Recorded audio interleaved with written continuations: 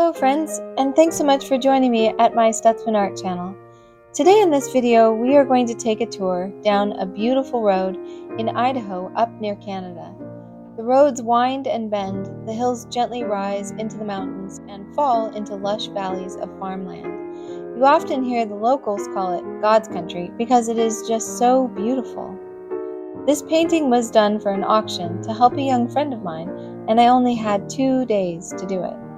I think if I had more time, I would have liked the outcome better. The second thing I want to note about this painting is that in the classical protocol, I should have begun with a burnt sienna or raw umber wash under it. I think that the contrast of colors and the vibrancy of value would have been stronger.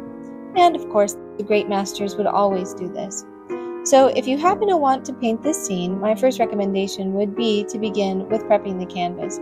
Ideally, you never start with a white canvas. For the sky, I used a Williamsburg handmade oil, King's Blue, mixed with a Daniel Smith manganese blue hue. The King's Blue is a color often used in the Netherlands. Many classical Dutch painters use King's Blue for any sort of ocean, sky, or landscape. Rather than doing a plain gray or black road, I chose to accentuate the blue, which I thought came through as it does after a rainfall. For that, I used some lamp black, ultramarine blue mixed with some oxide white and burnt umber. A word of caution when doing green in the trees though. If I had more time on this one, I would not have used Viridian. That was sort of an accident. It ends up being so strong and saturated that it begins to push too much color saturation into the painting. In the Northwest, most of what we see will be tempered with grays.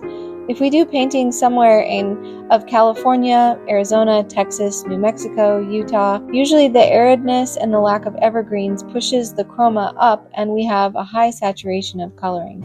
So when doing anything in the Northwest, as for landscapes, consider having a low saturation of chroma or color and keeping the color spectrum more narrow. I feel like this actually is far too bright for what it should be, even though it was a bright day in fall with dozens of different hues. My go-to colors for trees were cadmium yellows mixed with sap greens, and always tempering them down with a Prussian blue and a raw umber or a burnt umber or sienna.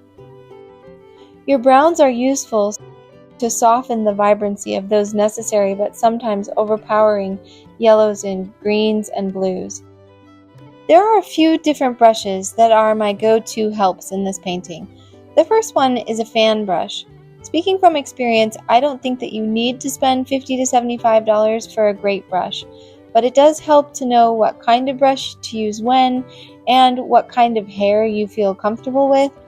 And we can post another link so that you can see all the different types of brushes. But usually I use sable or synthetic, as hog hair feels really coarse to me.